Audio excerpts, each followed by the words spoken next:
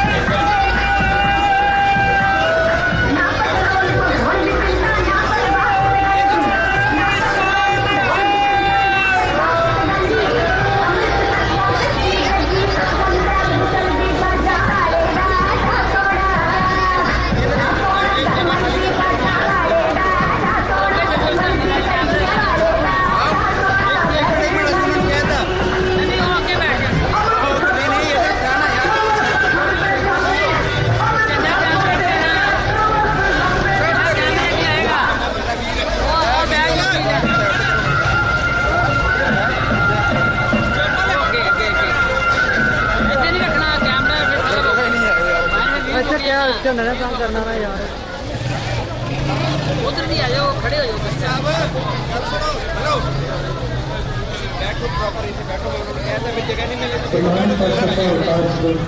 यार ਇੱਥੇ ਉਡਾ ਦੋ ਨਾ ਵੀਰੇ ਬੈਗ ਥੋੜੇ ਜਿਹਾ ਜਾ ਇੱਧਰ ਕਰ ਲਓ ਬਾਈ ਇੱਥੇ ਬੈਗ ਨਹੀਂ ਇੱਥੇ ਨਹੀਂ ਬੈਠਣਾ ਇੱਥੇ ਕੈਮਰੇ ਅੱਗੇ ਝੰਡਾ ਆਣਾ ਕਿਤੇ ਥੱਲੇ ਤੇ ਬਣਾ ਦੇ ਬੰਦੇ ਉਹ ਫਿਰ ਇੱਥੇ ਰਹਿਣੇ ਨੇ ਹਾਂਜੀ ਉਹਦੇ ਉੱਪਰ ਚੜ ਜਾਓ ਉੱਤੇ ਜਾਣ ਕੇ ਇੱਥੇ ਆ ਕੇ ਨਾ ਇੱਥੇ ਆ ਕੇ ਖੜੇ ਹੋ ਜਾਓ ਇਹ ਫੜੋ ਮਤਾ ਇੱਥੇ ਆ ਕੇ ਖੜੇ ਹੋ ਜਾਓ अपनी पैर की जगह मानो ना ये चीज़ें बस ठीक नहीं किसी चीज़ को छेड़ो ना अपनी पैर की जगह से बस